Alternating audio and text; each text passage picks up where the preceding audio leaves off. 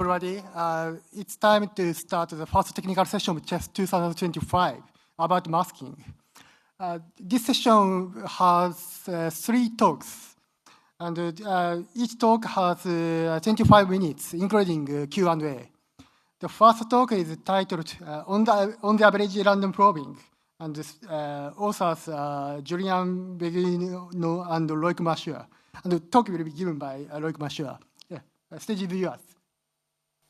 Thank you, Rei, for the introduction, and thank you all for being part of that session. So, as Rei said, this is a joint work with Julien. He's a PhD student in Telecom Paris in France.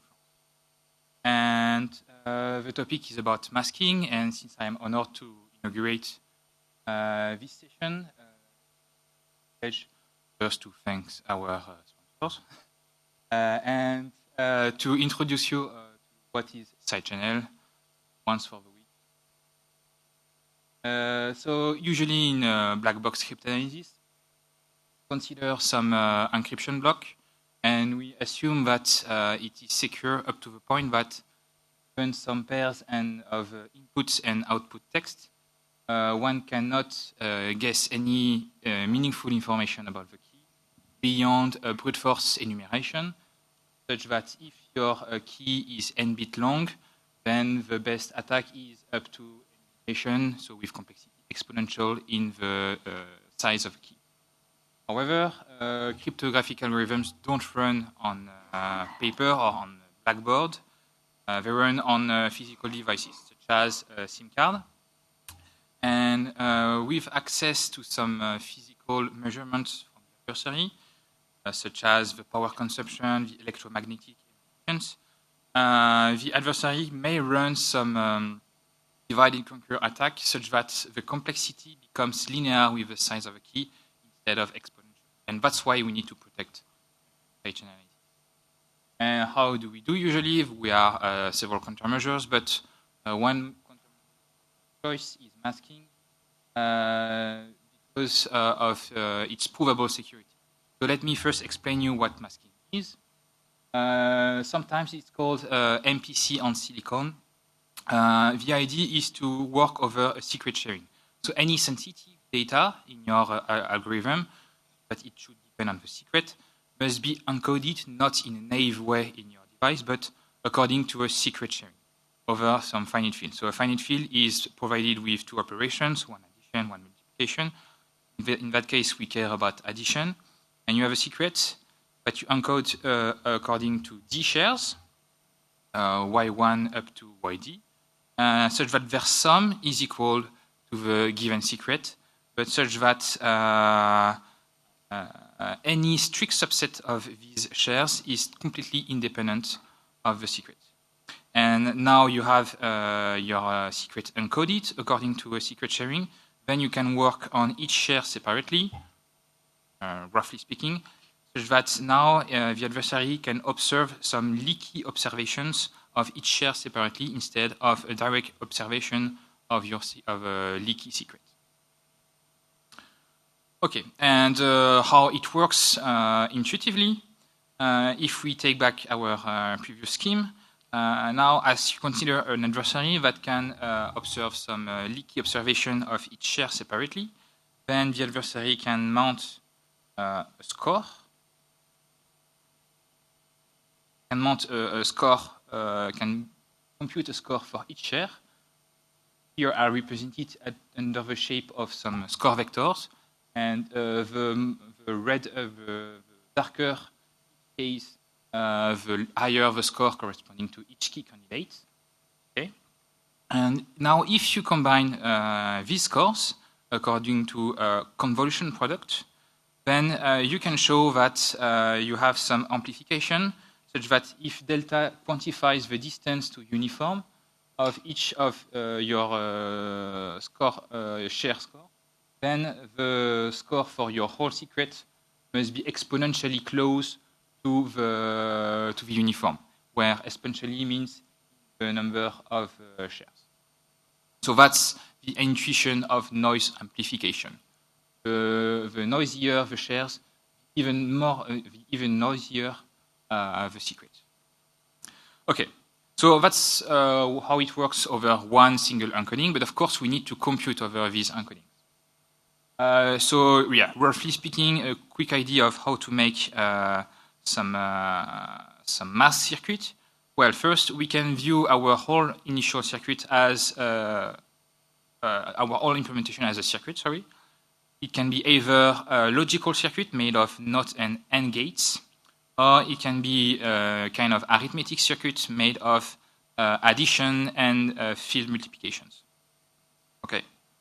And yeah, the idea would be to decompose our initial circuits into these elementary gates, to replace each of these elementary gates by what we call gadgets, meaning some subcircuits implementing the elementary operations separately, and then we recombine, et voilà.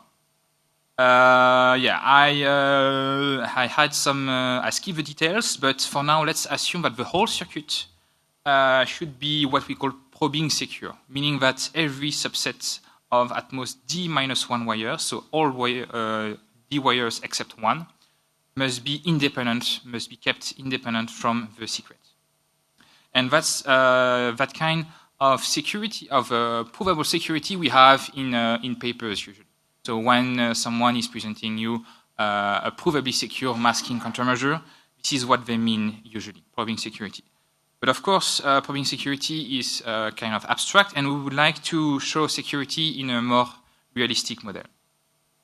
So how to do that usually in the literature? So we consider some gadgets implementing a very basic operation that we would like to replace in our whole circuit, and assume we have L wires in that circuit. So we would like to show that if the adversary is given some leaky observation of each wires, then the whole information about the secret remains very close to uniform. And we want to show that it's hard for the adversary to recover the secret. But showing that something is hard is in itself a bit hard. So instead, in cryptography, we have this, what we call the simulation paradigm, to show that some problem is harder than another one, but should be easier to solve. And that's what we do usually with data processing inequality. We have this nice information theory result saying that if for any wire I can simulate the leakage from another expression, meaning, and simulating meaning here factorize the leakage expression L under the form of some simulator S composed to an oracle phi, then with the data processing inequality, I can just say that it should be easier for the adversary to recover the secret from a setting where only the function phi is leaking to each wire. Okay? And if we have a wise choice for the phi function, then it should be easier to make a proof. And turns out there is a nice result in the literature, which is called the random probing simulatability. That's a nice result from Duke, Dziembowski, and Faust at Eurocrypt 2014, meaning that if you have a leaky observation on each wire, then it can be simulated from what we call the random probing adversary, meaning that the oracle phi here reveals the value of the wire exactly, but only with some probability epsilon that can be upper bounded in terms of the leakage probability of the wire. And we can show that this epsilon can be upper bounded by the field size f times delta, where delta is the total variation distance between your posterior distribution of your leakage given of your wire given the leakage, and the prior distribution of your wire. Okay? So the lower delta, the noisier the wire, and the easier the simulation. Okay, and working with random probing is easier because it's a null or nothing model. Okay. Yeah, and we can show that thanks to this reduction, we can show that the whole statistical distance between some circuits given the actual input k and the same circuit without knowledge of the actual input k must be bounded by this product So C is the initial circuit size times the finite field size times delta, the noisy leakage parameter, times some big O of D. Okay. I won't give you the details of how we get this upper bound, but if you're interested, let me do some shameless self-promotion, as I will give you more details in my keynote at Proofs on Thursday afternoon. The main challenge is to get rid of the three factors here, big O of D, times the field size times the initial circuit size. And yes, this big O of D you can get rid of thanks to some expansion strategies. This is a very extensive work from Belaid et al., for example. The circuit size you can just linearize it. I will give you more details on Thursday, and there are already results in the literature doing that. And yeah, the topic of this talk is to try to get rid of the field size loss. Okay, because for example, in an AES, the field size is 256. So if you have D shares, you have a non-desirable factor, which is 256 to the power D. If you work over a 32-bit finite field, then you have 2 to the 32 to the power D, which is very annoying. Okay, anyway, so to give you a few numbers, to give some priorities between each task, usually the number of shares should be between 2, 4 in real-world implementations, up to 16 in masking-friendly algorithms. The circuit size could be between 1,000 and 1 million, for example. And the finite field could be quite small if you have some bitwise implementation. Your finite field will be 2. But it can be up to 2 to the 50, for example, in the masking-friendly Raccoon implementation, you have a very large finite field. 2 to the 33, for example, it's dilithium. Yes, so it's a very critical task to be able to get rid of this finite field loss in the security bound, because otherwise this bound will remain purely theoretical, and none of the real-world evaluators could take profit of these security bounds to accelerate some real-world evaluation. Okay, so let's try to have a type reduction to get rid of this finite field. So let's go back to our simulatability results. So yes, as I told you, we can reduce to the random probing adversary, where each wire is independently revealed with some probability that can be upper bounded by delta, the noisy leakage parameter, times the finite field. Yes, the bad news is that this bound is generally tight. We can find some examples where we have equality. But on the other hand, this is a very strong result because this holds for any wire value, meaning that if you have a whole circuit, the reduction holds regardless of the joint wire distribution. So this is very powerful, and maybe we don't want such a strong result. Maybe a weaker result would be enough if we have a hope to get rid of this field size loss. Okay. The question is it too much? So yeah, to deal with this limitation, we have only a few options, and one of them was proposed by Brian Ziembowski and Faust last year at Eurocrypt 24. So the idea, to give you the big picture, is that we would like a tight reduction from the noisy leakage model to the random probing. And the usual way is to do the reduction at the scale of a single wire, such that we have these two ways. So one is tight with the lower arrow, and one other is also tight, but with a field size loss that we want to get rid of. And the idea of Brian, Ziembowski, and Faust was to make a reduction not only at the scale of a single wire, but at the scale of 2 wires at the time. because they found a nice result called the reduction to the average random probing model, where you reveal each wire independently, but with some probability which is now allowed to depend on the wire value, such that in average it should still be some epsilon. Okay, and why they considered this model? Because 10 years ago at Eurocrypt 2015, some people showed a tight reduction between the noisy leakage model and the average random probing model at the scale of a single wire.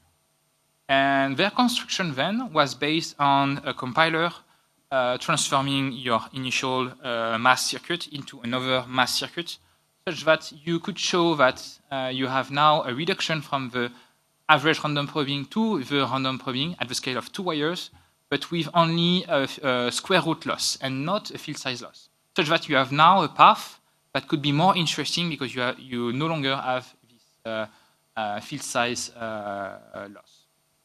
Okay, so that's super cool because now they have somehow solved the big problem for 10 years. The only problem is that we realized together with my co-author Julien that the definitions of the average random probing model in their work last year and in the original work of Eurocrypt in 2015 did not really match exactly. Actually, they showed a reduction 10 years ago to a variant of this average random probing model, which we called the DFS-ARP. In this model, we reveal each wire independently with some probability epsilon, but we also reveal, in addition to that, some kind of internal randomness that needs to be used by the simulator.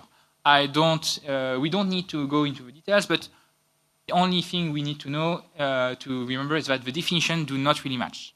So our question was, okay, could we fix this reduction from the noisy leakage model to the ARP instead of relying on this mismatch of definitions? And it turns out that the bad news is that we have a reduction, but we can show that this reduction must necessarily still carry on this field size loss, such that somehow we have the same path with some field size loss, but in addition we also have a square root, so we are losing on both sides. Okay, and let me show you quickly how we get to these results. So yes, the idea is that we revisit the initial proof of Duc et al. For the random probing model, but now we want to make a reduction to the average random probing model. I won't give you the proof. I have the proof in appendix of the slides. I will be delighted to answer questions about that. But yes, we revisit the proof and we are able to update the necessary condition such that we have this average random probing simulatability. We have this ugly formula. This is now an implicit constraint, whereas so far with the random probing model, we had an explicit constraint on the epsilon parameter. Now, this implicit constraint is that the epsilon x must verify this kind of. And you can convince yourself that if now we take this epsilon x constant, then we get back to the explicit constraint of random probing simulatability. Okay, and now, based on this necessary condition, we can derive a counterexample. And the counterexample is what we call the catastrophic channel. And it turns out that when we get in touch with Gianluca, one of the authors of this Eurocrypt 24 paper, it also appeared in one of his previous work, and he called it the evolve function internally. So yes, that's a very bad function, and let me describe it to you. So assume you have an adversary that can make some query to the challenger, and the challenger can just say, okay, I cannot give you the wire as a value, but I can give you one example of a wire that is not the value. And that's what we describe here with the definition of this leakage model. And we can verify that this model has a noisy parameter equal to 1 over the finite field, the field size, But yes, if you apply the formula here, the implicit constraint, you may show that yes, now the average random probing parameter is the field size times higher than the noisy parameter. So yes, unfortunately, we have this counterexample that disproves the original claim. Okay, but is it really a bad news for every leakage model? Not exactly, because we can characterize the optimal simulator, for example, for deterministic leakage models. So the idea is that now you have a deterministic function mapping some wire value to some wire leakage, and you can just take the largest pre-image set, for example, here the pre-image set corresponding to L2, and to map yes, this erasure sign from these inputs of a pre-image set to this L2. And now, if you work on this kind of deterministic model, you can show that the average random probing model parameter, epsilon, can be upper bounded by delta directly without so that's a good news, but unfortunately, this only works for very specific leakage channels, and then the construction of Gianluca Brian et al. Remains a bit unpractical. So yes, the root cause of this field size free reduction remaining unproven is a mismatch in the definitions. It works still for deterministic leakages, but in practice, it's not very efficient for the whole compiler. Yes. So my takeaway message is that if you want to get security proofs, working with probing security or random probing security is always a good start. Keep going with that, but keep in mind that it might be not sufficient. And I will give you more details, even some counterexamples where you could have some random probing secure gadgets that could not really be secure in this noisy leakage model, which is more realistic. Okay, and if you are interested in the topic, yes, please come to proofs on Thursday afternoon, and I will be delighted to give you more details. With that, thank you for your attention.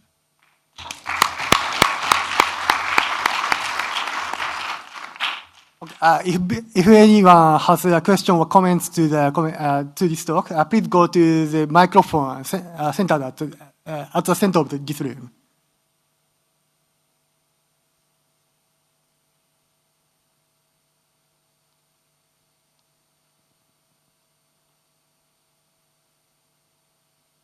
I have one question. So please go to the slide number 14.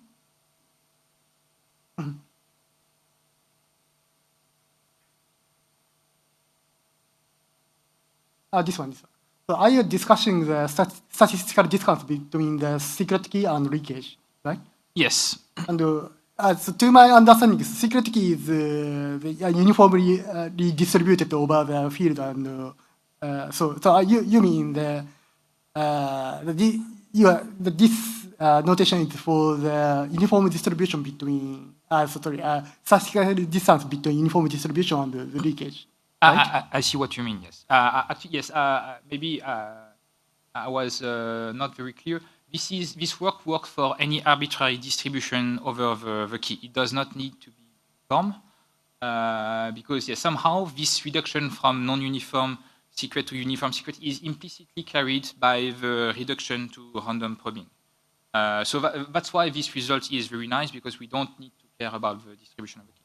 Okay, thanks. That makes sense. Other questions or comments?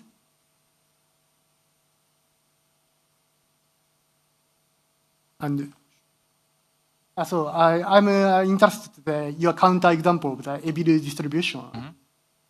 Page.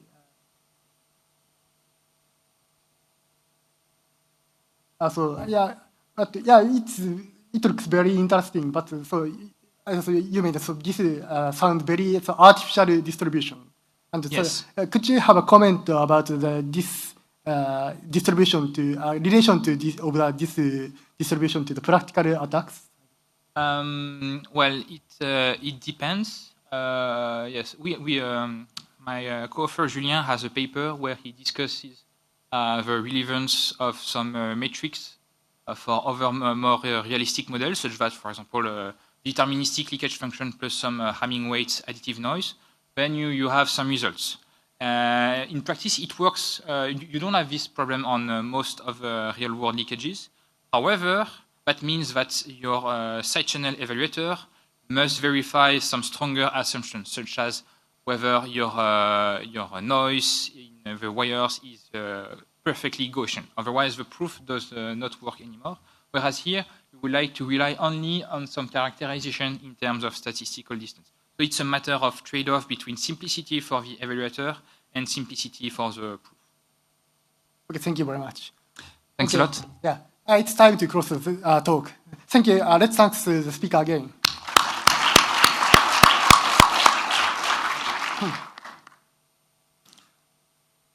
Next talk is Random Probing Securities Precomputation, authored by Bohan Wang, Fanjiji, Iten San, Weijia Wang, and the talk will be given by Weijia.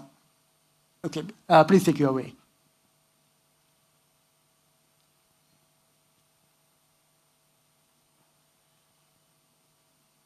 So thanks for the introduction.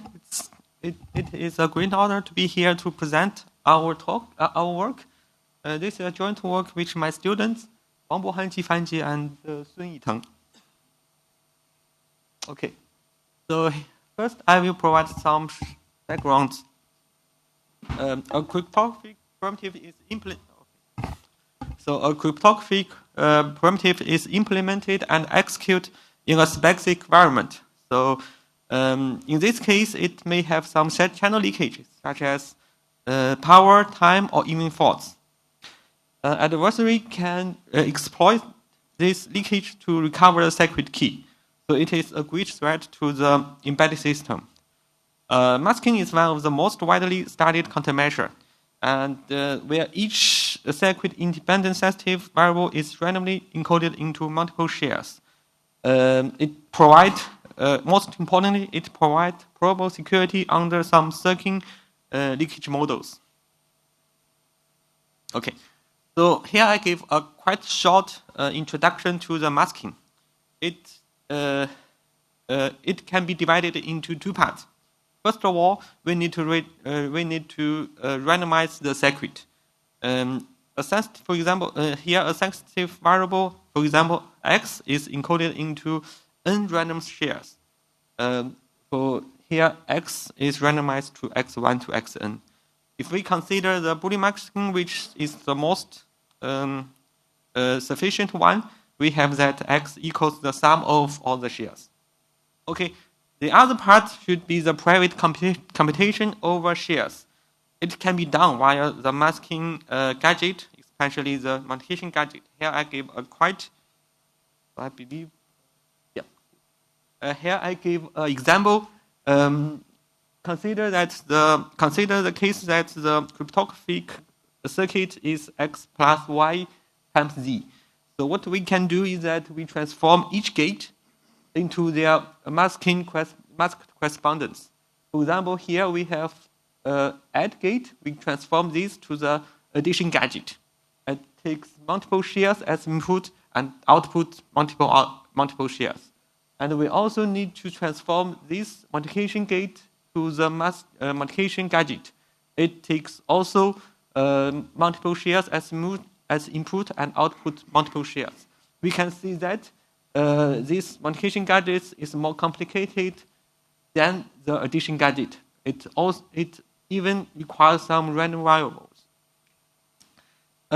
If we do all of these things correctly, we can achieve the classical D probing security. Any set of it means that any set of D intermediate variable is statistically independent of the secret input. Okay. We can see that using the masking, the most important and the most critical part should be the multiplication gadget. Here I give a quite short example. So the well-known SW multiplication with 3 shares. It was proposed by Yuval Ishai, M. Shahai, and David Wagner at Crypto 2003. Because we consider the case with 3 shares, the number of input shares are 3. It takes A1, A2, A3, and B1, B2, B3. It outputs C1, C2, C3. What it do? Firstly it perform the out product of the input, and and then we can get a matrix. After that, we will add some random variables to this matrix. Here R1, R2, and this R1, R2 to make, and then we can get a randomized matrix. Finally, we will compress this random matrix into 3 shares, C1, C2, C3. We can see that this requires n times n minus 1 divided by 2 random variables and runs in complexity O(n) squared. That's simple. Then we move to the random probing model. First, why we require random probing model? The practical relevance of probing security relies on the presence of sufficient noise. It means that if we want to increase the number of shares to make our mask implementation more secure, we actually require higher noise. Otherwise, if the noise is insufficient, we may face the horizontal attack that was proposed at CHES 2016. What is horizontal attacks? Here I also give a short illustration. During multiplication, we can see that each input shares leaks multiple times. For example, here this A1 leaks 3 times. So if we have a multiplication which n shares, it will leak up to n times. Our adversary can aggregate those leakage to enable the recovery of all shares. Here I give another insight about the problem before. So we can see that through the complexity of multiplication is O(n) squared, but only n minus 1 share are allowed to leak. Thus, the larger n, the smaller the ratio between tolerated leakage and the total number of variables.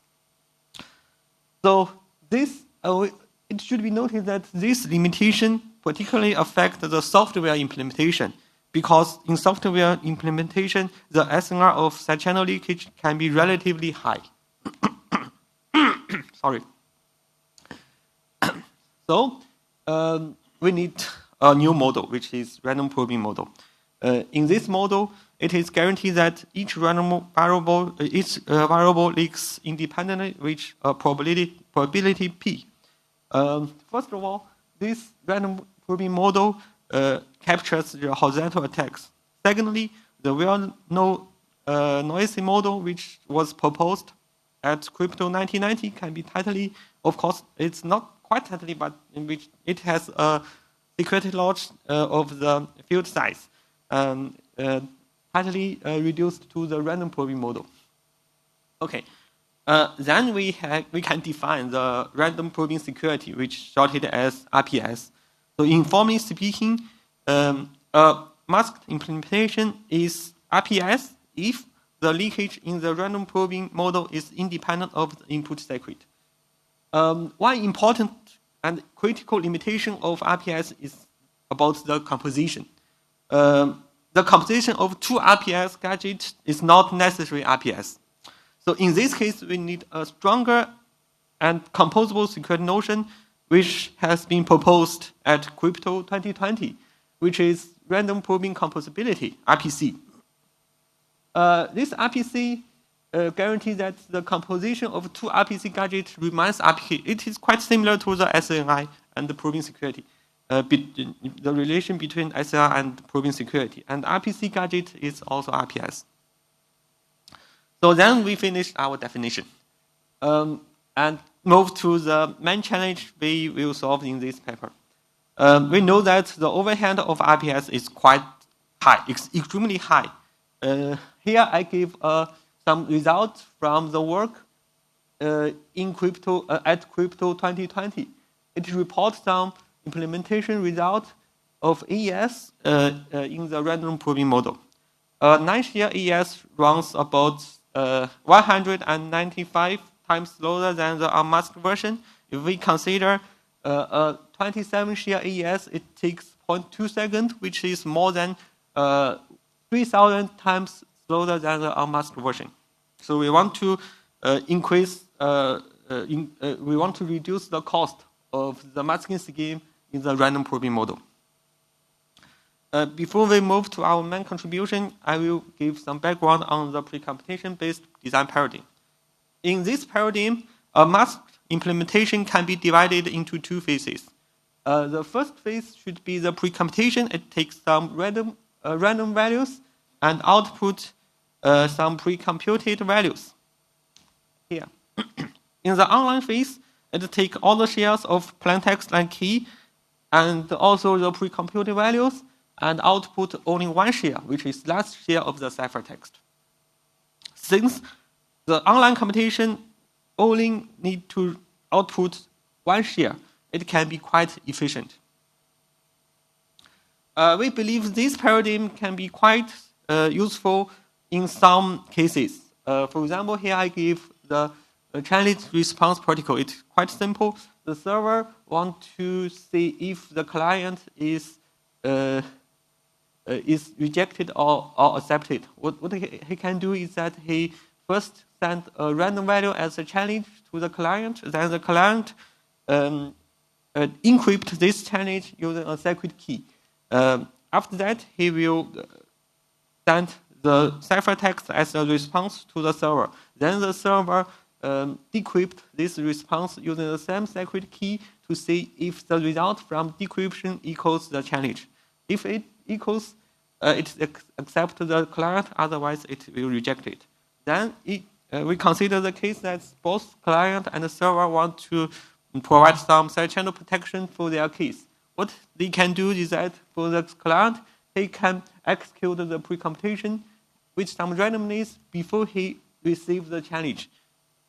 For the server, he also can execute the pre-computation after he sends the challenge, but before he receives the response. Here. So then let's move to our main contribution, reducing the overhead of RPS using this pre-computation paradigm. Here, this is the basic idea of our approach. Basically, we provide a method to transform an arbitrary RPS or RPC gadget into a pre-computable one by adding a public. Importantly, it is public. Notice that it is public, but random share. So here I give an example with 3 shares. It means that the original gadget takes 3 shares as input, A1, A2, A3, B1, B2, B3, and output 3 shares, C1, C2, C3. And the number of shares of the transformed gadget is 4. It means that it has an additional share of A4, B4, and C4, but they are public. For the pre-computation, basically it reuses most part of the original gadget, but also provides some intermediate variable for the online phase. Then in the online phase, we can see that the last share is public and it do not need any protection. It means that the online phase can be quite efficient because it do not need any protection. So this is the basic idea of our approach. To illustrate this approach, we provide a quite trivial AND gadget-rich pre-computation. In this gadget, the pre-computation is simply a RPC gadget. Yeah, here. This AND is an existing RPC gadget. And in the online phase, it simply provides an AND gate. It provides the addition between AL plus 1, the last share, and the ABL plus 1, also the last share of the input. It outputs CL plus 1, the last share of the output.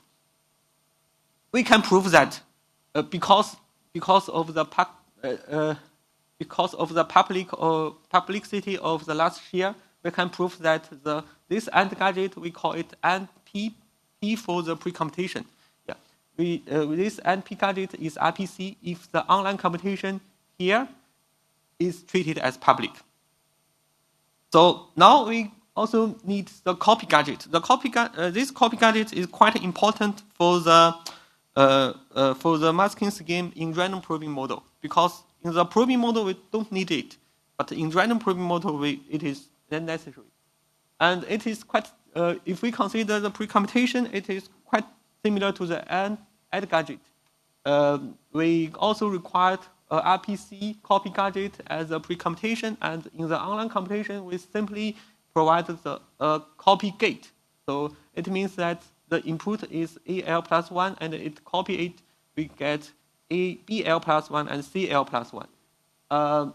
And we can also prove that this copy gadget is RPC, means it is composable in the random probing model if the online computation here is treated as public. Then we move to the non-trivial one. It is the multiplication gadget with pre-computation. We want to use a similar construction as AND gadget and copy gadget. It means that in the pre-computation phase, most part of it requires RPC and multiplication gadget here. And in the online computation, it involves only linear part. The size of the online computation is ON. And similarly, we also treat the last share of input and last share of output as public. So then we move to our core idea. How can we construct such an RPC multiplication gadget that allows pre-computation? So let's start with the ISW multiplication that we have already introduced before. We can see that actually the ISW multiplication allows pre-computation because this part only involves the first two shares, and it is pre-computable. And this part is the size of this part is linear. It means that we can use it in the online computation. Then we can also rewrite this ISW multiplication into a flow diagram. They are same. The right one is only the flow diagram of the left one. And the red part here, the red part are online phase, and the black part here and here are pre-computation. We can see that though ISW allows pre-computation, it is not secure in neither RPS or RPC. What we want to do is that we want to transform this ISW multiplication into a RPC secure gadget. How can we do this? What we can do is that we can transform each part that is secure, that is okay in the probing security, but not okay in the random probing security. So let's do it step by step. First, if we want random probing security, we need to double the random values. So, okay, we double the random values. Originally, we have R1, 1 to L. Now we have R1 and R2. There are two vectors. Okay. And if we want to be secure in the random probing model, the copy gate is not allowed. We need to replace the copy gate by some copy gadget. It means that we need more refresh. This copy gadget is basically adding some refresh after the copy. Yeah. And so it means here, we require copy gadget, because we have double the random variables. We need two copy gadget here. Then we need to consider this gate. This gate takes BL plus 1, which is public, and A1 to AL, which can be computed as input and output the multiplication between them. It is okay in the probing security, but not okay in the random probing security. So we need to provide a gadget of this one in the random probing security. So this gadget, we call it LinFO. It is composed. It involves two parts: the pre-computation part and online computation part. So this gate is similar, and we also need to replace this with lin gadget. Yeah, the same. Let's consider this addition gate. It is addition between a variable that is pre-computable, because here it is a random variable, and another variable which cannot be pre-computed. And we also need to replace this gate to the gadget, to the corresponding gadget which is secure in RPC. So we call it as add-FO. And it also involves two phases, pre-computation and online computation. So it means what we do is we transform each part in the ISW scheme that is secure in probing security, but not secure in the random probing security to their to the part that is okay in the random probing security. Okay, so here I give a construction of link FO. It takes sharing A1 to AN and the public value E. In the pre-computation phase, what it do is simply perform a refresh to the input sharing. The refresh is simply a ISW modification, we get the B prime as pre-computed values. In the online phase, what it do is just perform the modification between this E and this vector, this sharing B prime. The construction of add-FO, another gadget, is also quite similar. We also simply refresh the input sharing before perform the addition. And all other gadgets in this part can be adopted from existing RPC construction and executed in the pre-computation phases. For example, this modification gadget, we can use an existing construction. This add is RCM. So finally, I will provide some implementation performance. Our target is to protect the bit-sliced AES. And the hardware platform should be ARM Cortex-M microprocessor. The round keys are pre-expanded and stored in the mask form. In the pre-computation phase, we will implement our code in C. And the online phase are implemented in assembly. So here is the result. We can see that using our method, we can achieve a quite significant speed up for the online phase. And it also need to notice that this computation is quite conservative because the result here, and here, without computation, pre-computation are taken from Crypto 2020. This result are evaluated in an Intel processor. It means that this overhead factor in reality can be much higher than this conservative result. But we choose to provide a conservative one for a fair computation. So thank you. Any questions?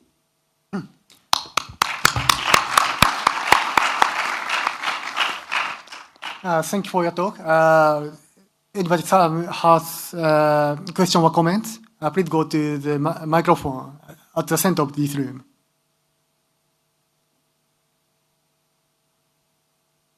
Yeah, please go ahead to the microphone.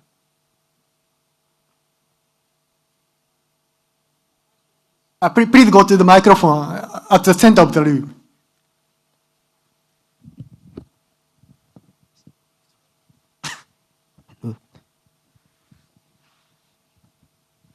My question is the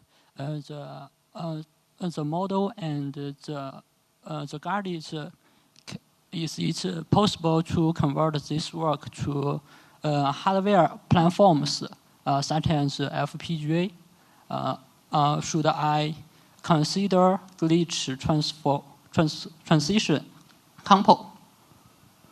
I don't know what to convert this work to FPGA. Okay. Yeah. So I get.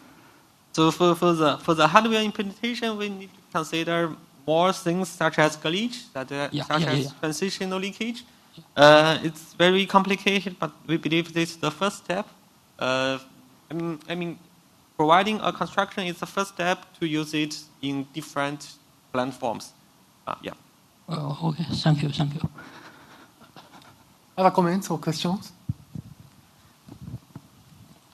So I have a question about this performance evaluation. So you evaluate the in terms of the number of shares without pre-computation. So you use the same number of the shares for them, right? Yeah.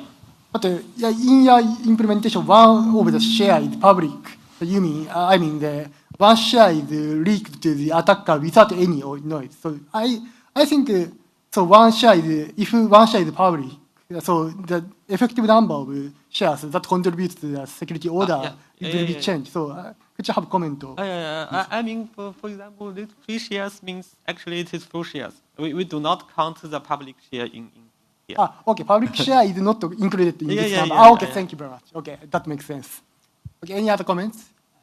Please go to, yes. Okay, thanks. Thank you for your talk. I have one question. As you mentioned, ISW is not secure in random probing because of repetition of the shares. So is your approach solving that issue as well, or it's independent? Yeah. What we do is that we transform ISW to this actually, this is ISW. And we transform this ISW to an RPC gadget. So where the repetition is solved, I don't see it clearly. Okay, so the left part is ISW modification. We just write it in a flow diagram. This is ISW modification. The right part is our gadget. And what we do is that we transform each part that is okay in the probing security but not okay in the random probing security to the gadget that is to our RPC gadget. And then we make this one that is a transformation from ISW to be secure in RPC. So can we look at your result as an independent result that can also solve ISW multiplication problem in the random probing model? I believe it's a hard question. It's a good question. If you use expansion, if you use the RP model approach, the expansion method, we can simply use ISW and put it into expansion. We expand it into more shares, and we can achieve RPE modification. What we want to show that here we don't use if we don't use expansion, I think this solves the ISW modification. The problem of ISW modification. Yeah, thank you. Maybe we can talk later after the. Yeah, it's more complicated. Yeah. Okay, it's time to close this talk. Let's thank the speaker again. Thank you. Next talk is the final presentation of this session. The title is Prover to add more efficient formal verification of masking and improving model. The authors are Feng Zhou, Xua Chen, Limin Fan, and the talk will be given by Feng Zhou. The stage is yours. Thank you for the introduction. My name is Feng Zhou. It's my pleasure here today to present our work. Prover toward more efficient formal verification of masking in probing model. This is a joint work with Hua Chen and Limin Fan.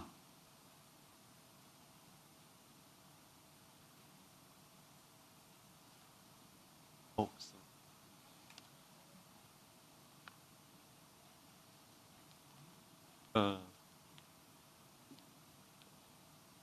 Where should I?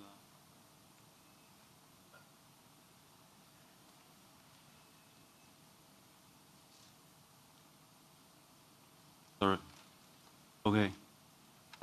Over the last 2 decades, various masking schemes and formal security models has been proposed.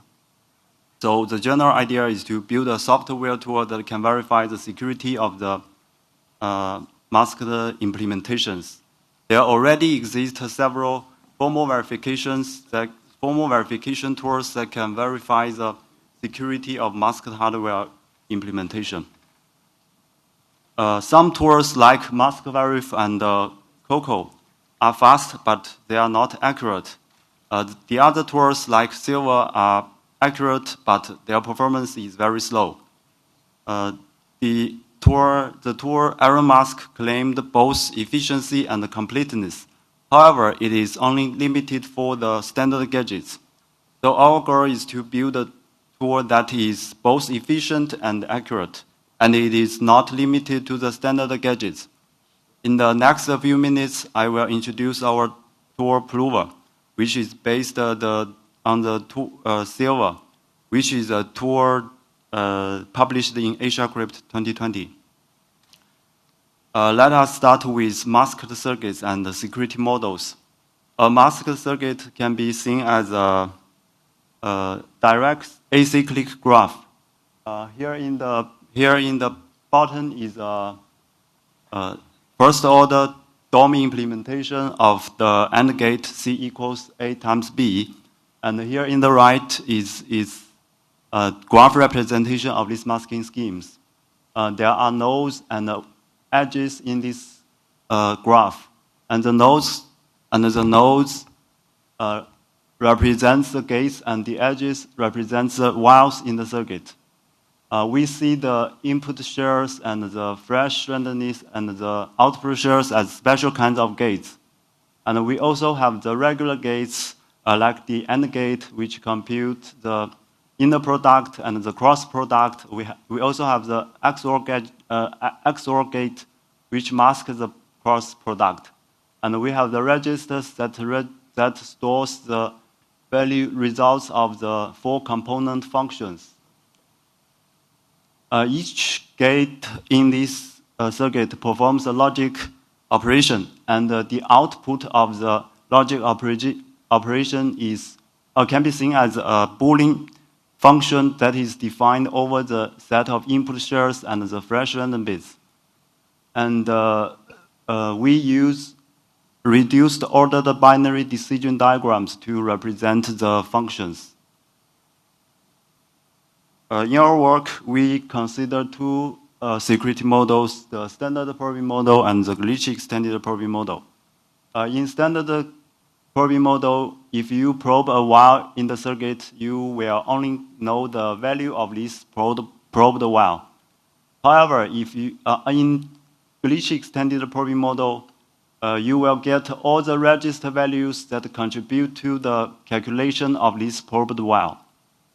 And the definition of deep probing security is that any observation given by the deep probes is statistically independent of the the input of the masked hardware circuit. And in the small example of the AND gate, the secret variables are A and B.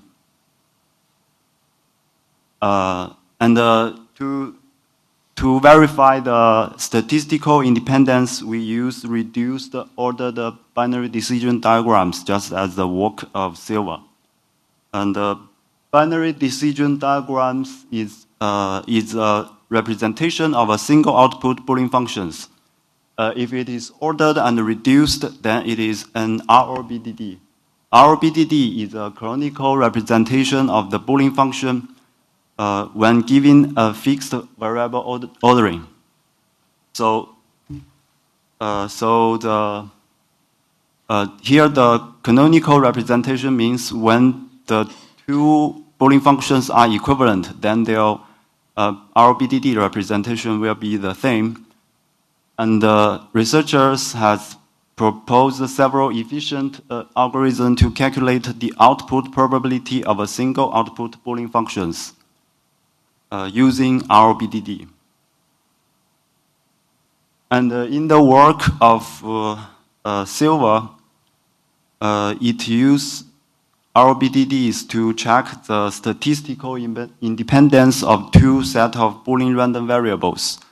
Before introducing this verification theorem, I first introduced the concept, the product over the set of Boolean random variables. It is simply the product of all the elements in this set. And the verification theorem states that given 2 sets of Boolean random variables, x and y, x is statistically independent of y if and only if the product over any non-empty subset of X is statistically independent of the product of any non-empty subset of Y. To demonstrate this theorem, I provided a small example here in the right. Consider the set X contain two elements, X0 and X1, and the Y has three elements, Y0, Y1, and Y2. We can list the subsets of X and Y. This should be X. We can list the subsets of X here in the right, and we can list the subsets of Y in the red. And for each subset, we should compute the product of this subset, and we will obtain to verify that X is statistically independent of Y. A necessary and a sufficient condition is that we should check the statistical independence of each product term of X subsets should be statistical independence of the Y product, the products of the Y subsets. So the verification complexity will be 2 to the power of n minus 1 times 2 to the power of m minus 1. It is exponential to the size of X and Y. With this exponential complexity, the performance of silver is quite slow. When checking probing security, we should decide whether Q is statistically independent of the secret variable set X. So the verification complexity will be exponential to the size of Q, the observation set, and the size of X, the secret variable set. So can we reduce the size of these two sets such that we can improve the efficiency? The answer is yes. Fortunately, we observed that many observation variables is masked by a perfect mask R, and this perfect mask is not used by the other observations. So it follows a uniform distribution that is independent of the other observations and the secret variables. So it can be removed from the observation set. So after removing the protected observations, the observation set will only contain one observation. And we can see that only one share of A and B occur in the expression of the remaining observation variable, A0 times B0. So we can see that A0 and B0 is statistically independent of A and B due to the non-completeness property. So we can remove the secret A and B from the set X. In this way, we can prove that the original observation set Q is statistically independent of the original secret variable set X. The question is, how can we find the protected observations, and how can we count the shares of the secrets that occur in the expression of the observations? To answer these two questions, we introduce two auxiliary data structures. The first data structure is a set of support variables. The set of support variables is simply the variables that occur in the expression of the function. And the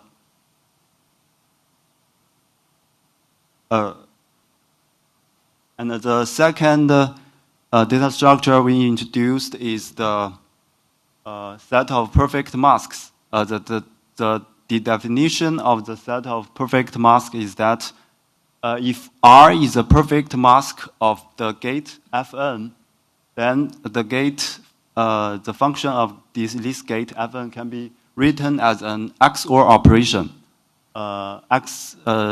Fn prime XOR R, where Fn prime is a demasked function, and R is is the perfect mask. It is necessary that R should not be a support variable of Fn prime. We can calculate the auxiliary data structures through a traverse from the leaf nodes to the root nodes of this graph. And the detailed calculation is listed in the left.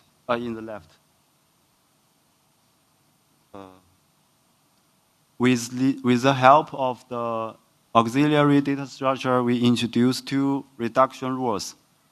And we can see that the condition of this, the first reduction rules and the reduced set of these reduction rules is can be expressed by using the auxiliary data structures we introduced. And the computation of this the operation over the auxiliary data structure is very efficient. It is much more efficient than the verification using our BDDs. And we have also noticed that the variable ordering strategies will affect the size of our BDDs. When in our BDD, there are many nodes inside an RBDD. The computation of the output probability will be very slow. So a natural idea is to find an optimal ordering for the RBDDs to improve the efficiency. However, for a complex Boolean function, it is NP-complete to find an optimal ordering. However, on the contrary, for a simple function like the product over the secrets, there exist optimal solutions. And in our work, we have considered three variable ordering strategies. And when representing the products over the secrets A and B, there will be 11, 8, and 4 nodes inside, and the RBDDs representing the function A times B when adopting these three variable strategies. And to compare the performance, and we think they might be optimal when verification. And to verify to validate their performance, we have conducted an experiment, which we will refer to later. And we have also improved the efficiency of uniformity check. The definition of uniformity is that for a D+1 shared output, any selection containing D shares are jointly uniform. And Silver used the XOR lemma introduced in Eurocrypt 1994 to check uniformity. It is proven that n Boolean random variables follow a jointly uniform distribution if and only if any non-zero linear combination of these n variables are balanced. For example, if you want to to verify that A and B are jointly uniform, you need to check that A, B, and A XOR B are all balanced respectively. So since there are 2 to the power n minus 1 non-zero linear combinations, so the verification complexity is again exponential to the number of Boolean random variables. And we use a strategy that is similar to the reduction rule 1 to reduce the variables, to reduce the shares in uniformity check. We find an output share that has a perfect mask, and this perfect mask is not used by the other output shares. and we remove it from the verification. So we implement our tool implement our method into the tool prover. Prover support the security verification of standard probing security and glitch extended probing security and the uniformity. To evaluate its efficiency and compare it with state-of-the-art tools, we have collected a set of benchmarks from the literature, including S-boxes and standard gadgets. We have conducted 3 experiments. In the first experiment, we evaluate the variable ordering strategies. And we found that the second variable ordering strategies outperforms the original variable ordering strategies of silver in almost all the S-box benchmarks, with only one case comparable. And the last 2 columns represents the speed up rate. We can see that these variable ordering strategies has an excellent performance. And in the second experiment, we compare prover to silver, Muscovyrus, and Cocoa Elma over the benchmarks of S-boxes. And from the table, we can see that Cocoa and Muscovyrus has false positive issues, which we marked by the blue cross mark in this table. As for silver, it cannot verify the security of several benchmarks within 24 hours, which is marked by the question mark in this table. On the contrary, prover can verify the security of all the S-box benchmarks within half an hour, demonstrating its efficiency and accuracy. And in the third experiment, we compare prover to silver, Muscovyrus, and Aeromask over the standard gadgets. A prover is able to verify up to 4th and 5th order of the standard gadgets. In higher orders, it encounters the run out of memory errors. We think this might, due to the default variable ordering, is not optimal for the standard gadgets.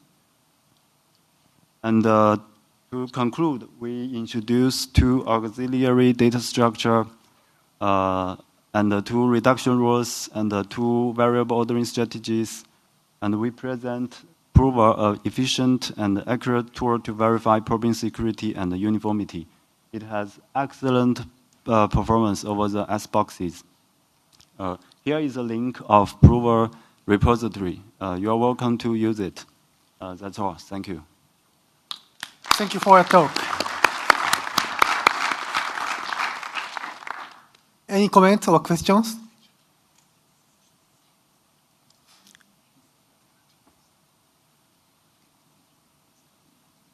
In the experimental evaluation, so how did you define the false positive of the Muscovyrus and other existing tools? How can I find the false positive of Muscovyrus and? Yes. So what does it mean? These are the masked implementations. They are all open source, and Cocoa can support, and they are written in Verilog. Cocoa can support the verification of the Verilog. You sync it to a netlist file and do the verification. And we have read a transformer to transfer the code, the benchmark of silver into the benchmark of Muscovyrus, since it has a own description, circuit description language. I see. Thank you. Any other comments? Please go ahead.